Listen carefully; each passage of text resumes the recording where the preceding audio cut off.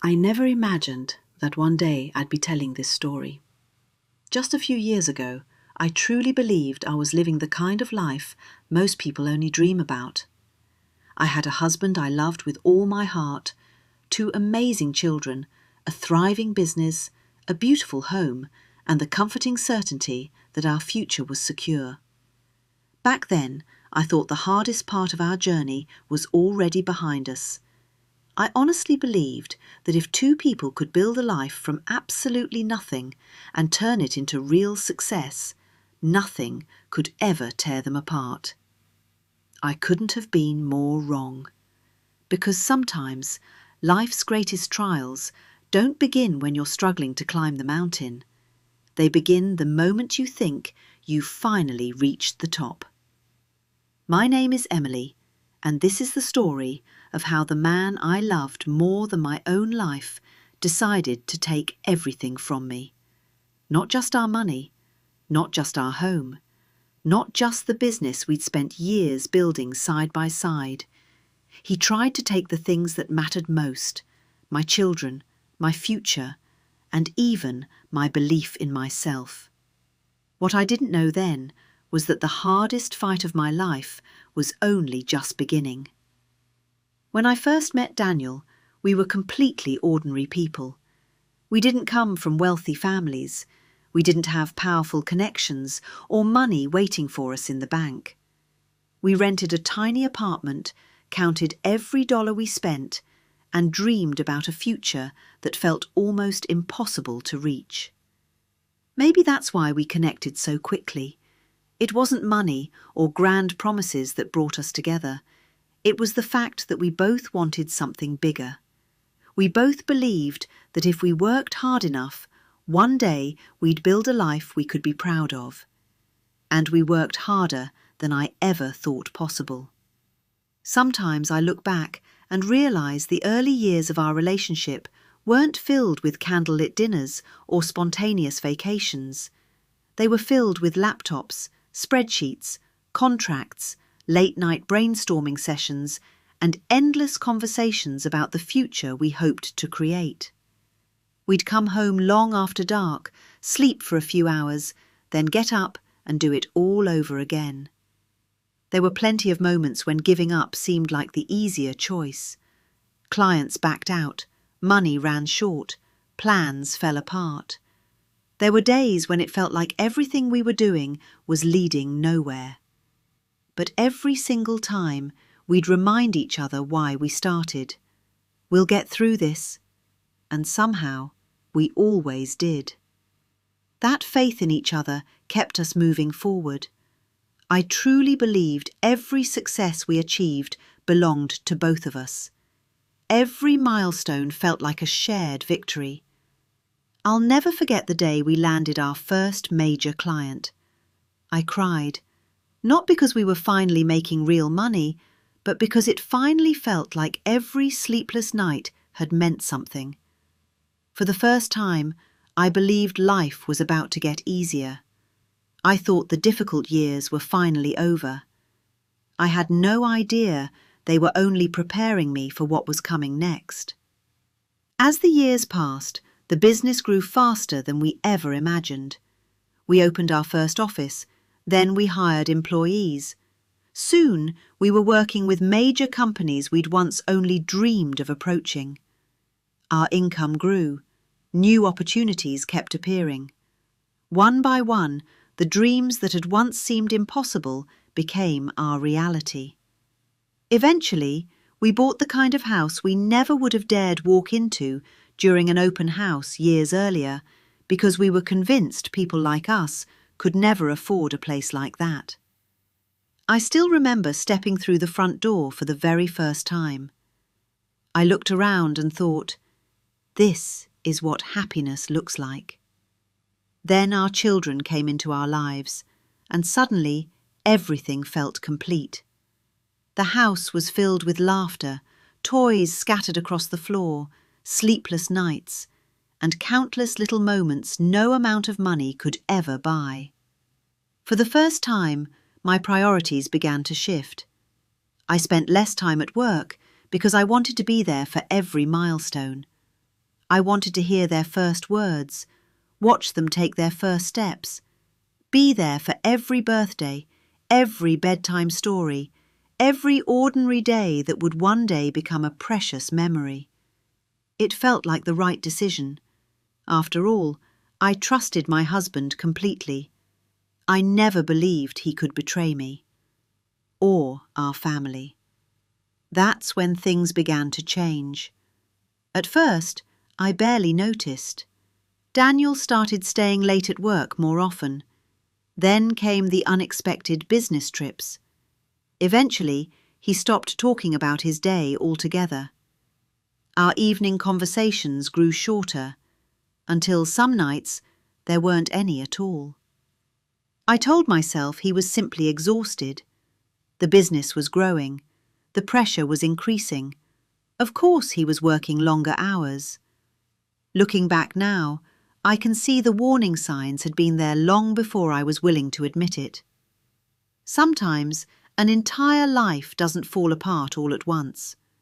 Sometimes it starts with one tiny crack, one small detail, one uneasy feeling you can't quite explain.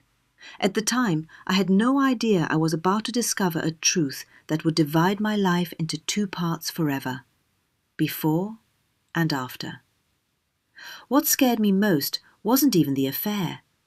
What scared me most was that he became a completely different person at home. He barely seemed interested in the children anymore. The smallest things irritated him. Any question I asked sounded to him like an accusation. Sometimes I felt as though my very presence annoyed him. And still, I hoped I was wrong. I desperately wanted to be wrong.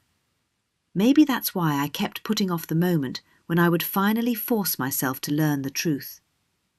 Then one day, by pure chance, everything changed. I had to stop by the office unexpectedly. Normally, I would let everyone know in advance if I was coming. But that day, my plans changed at the last minute.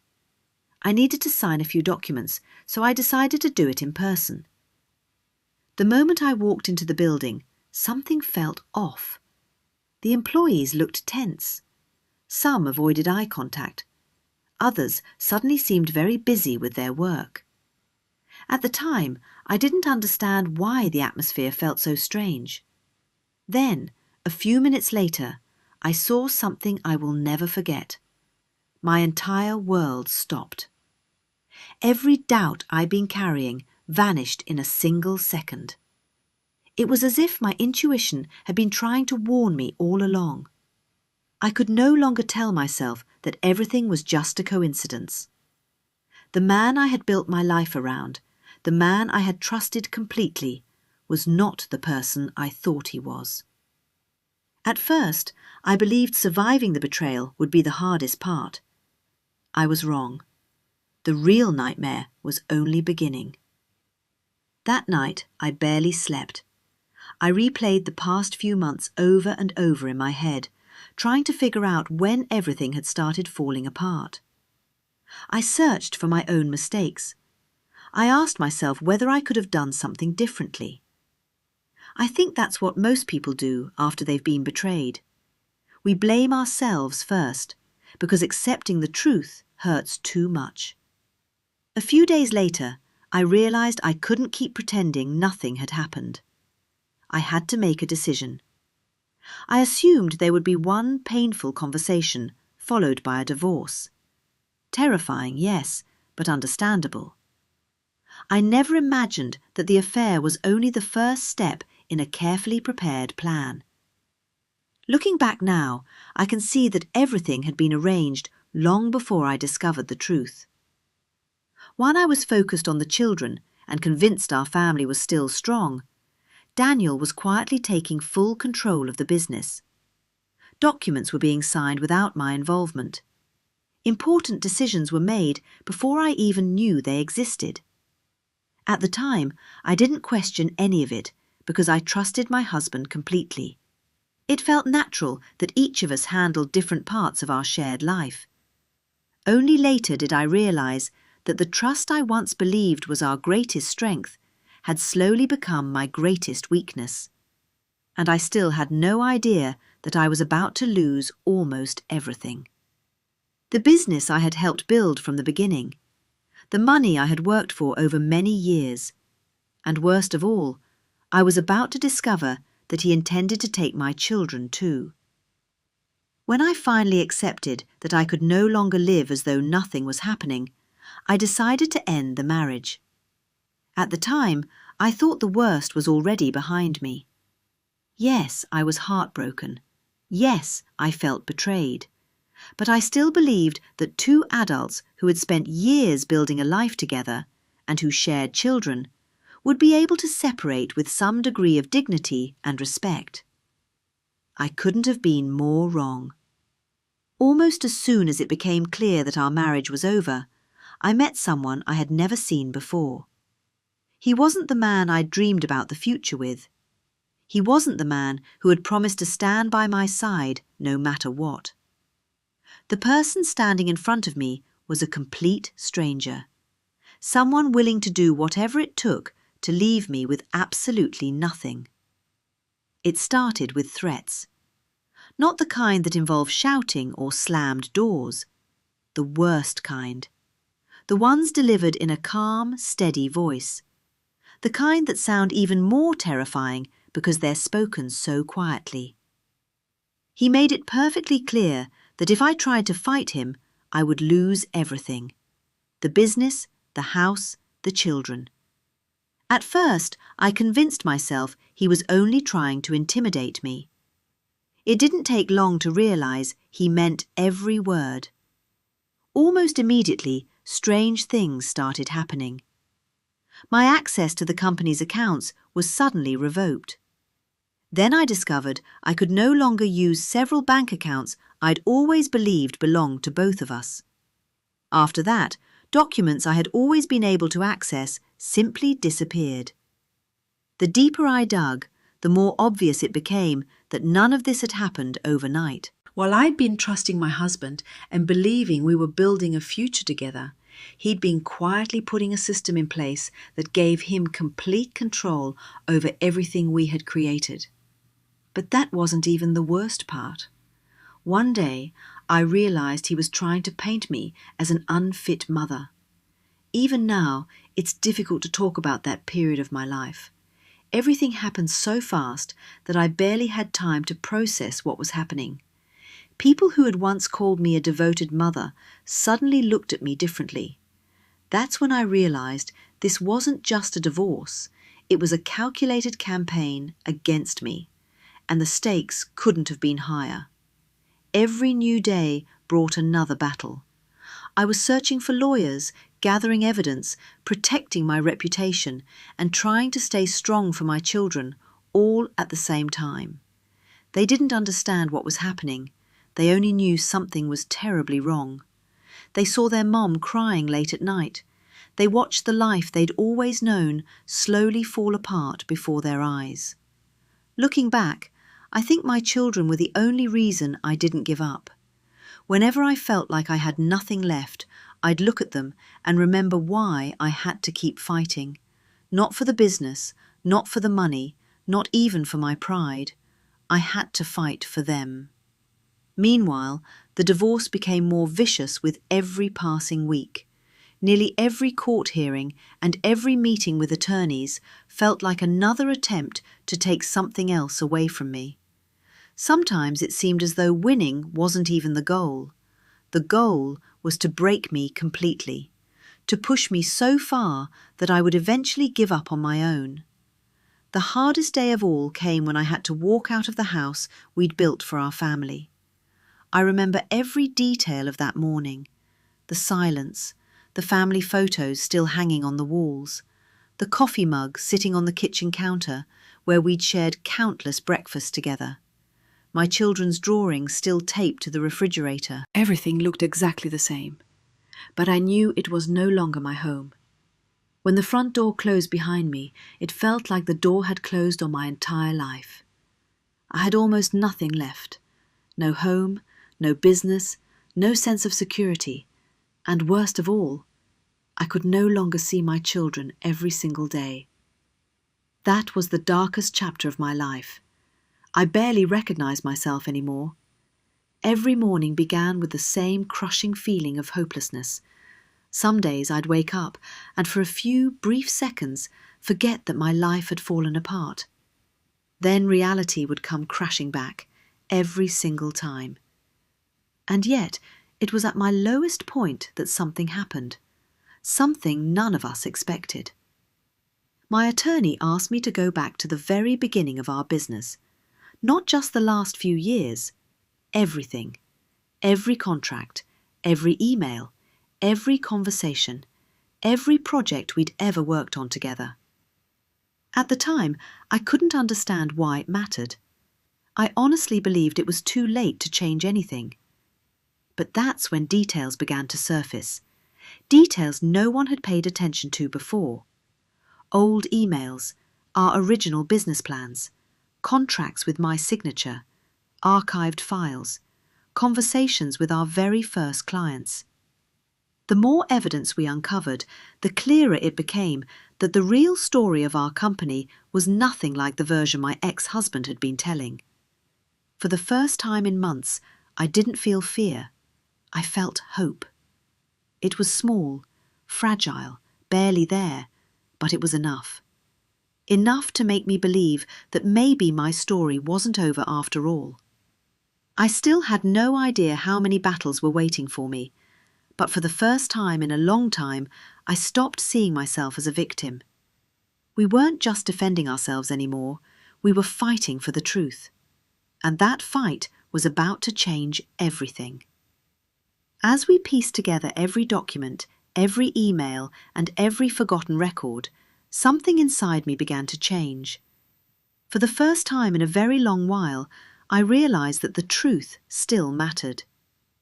I'd spent months believing money could buy almost anything. The best lawyers, the right connections, influence, power, even someone else's reputation. But there was one thing money couldn't rewrite: the facts. We reconstructed the history of our company piece by piece. Old emails, the very first contracts, client conversations, financial reports, meeting notes, presentations, early project drafts. For years they'd been sitting in forgotten archives that no one had bothered to open. The deeper we dug into the past, the more obvious it became just how much of the company I'd actually built. Most of the decisions that allowed the business to grow had been made with my direct involvement. Many of our biggest clients had come through relationships I had built myself. A huge portion of the company's internal systems had been designed by me long before we ever became successful. And every single claim was backed by documents. For the first time in months, it finally felt like the tide was beginning to turn. That didn't mean we'd won, far from it. There were still weeks of court hearings ahead, countless meetings with attorneys, endless attempts by the other side to challenge every piece of evidence we presented. Some days it felt like the case would never end. But something inside me had changed. For the first time in a long time, I was confident. I wasn't afraid anymore, because I had stopped fighting to get my old life back. I was fighting for my future. The most nerve-wracking day came when the court finally began reviewing all the evidence we'd spent months gathering. As I sat in that courtroom, I realized this wasn't just about money or property. It was about something far more important. It was about whether I would get my life back. Every minute felt like an eternity. Each new document forced me to relive the past few years all over again. But little by little, the story my ex-husband had worked so hard to create began to fall apart. The facts spoke for themselves. The documents couldn't be dismissed as a coincidence. The emails couldn't be explained away. The archived records revealed the true story of how our company had been built. At one point, I caught myself taking a deep breath, a real one, for the first time in what felt like forever. I realized I no longer felt trapped. I no longer felt like someone backed into a corner with nowhere left to turn. I finally felt like myself again. A few weeks later, the court delivered its final ruling. I still remember that moment as if it happened yesterday. When I heard the decision, I didn't feel like celebrating. There was no overwhelming sense of victory, no urge to cheer, just an incredible feeling of relief. Because justice had finally caught up. The court recognized my legal rights to a significant share of the business and the assets we had built together. Decisions my ex-husband had made without my knowledge were carefully reviewed, and a portion of those assets was returned to my control. But none of that was the most important part. The most important decision was the one involving my children. After months of exhausting legal battles, the court established an arrangement that allowed me to be a full part of their lives again. I could wake up with them, take them to school, help with homework, read bedtime stories, hear their laughter, not according to a visitation schedule, but every single day. That's when I realized something I'll never forget. No amount of money can ever replace time with your children. Looking back now, I know I lost far more than a marriage. I lost the person I trusted most. I lost the feeling that I was completely safe. I lost years of my life to fear, anxiety, and endless fighting. But in losing all of that, I found something far more valuable. I found myself. Now I know that no one should ever lose themselves completely in another person, no matter how deeply they're in love. Love should never cost you your independence. Trust should never mean giving up your own voice. And even the strongest relationships don't excuse us from protecting our own future. If someone had told me a few years ago what I was about to go through, I never would have believed them. I thought stories like this happened to other people, not to me. But life has a way of surprising you. Sometimes the greatest heartbreak comes from the person you loved the most. And yet, I don't regret any of it, because this journey taught me the most important lesson of my life. You can lose your home, you can lose your money, you can lose your career, you can even lose hope for a while. But as long as you refuse to stop fighting, for yourself and for the people you love, your story isn't over.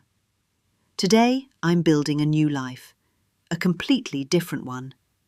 A life without fear, without constantly waiting for the next betrayal, without looking over my shoulder. I'm no longer trying to reclaim the past, because I've learned that real happiness doesn't come from having everything go according to plan. It comes from finding the strength to start over after life has broken you.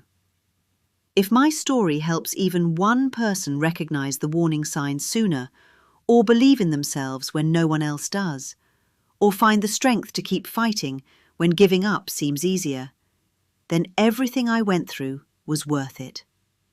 Thank you for staying with me until the end of my story. Take care of yourself. Cherish the people who truly stand by your side. And never let anyone convince you that you're worth less than you are. Sometimes a single step forward, taken in spite of fear, is enough to change your entire life.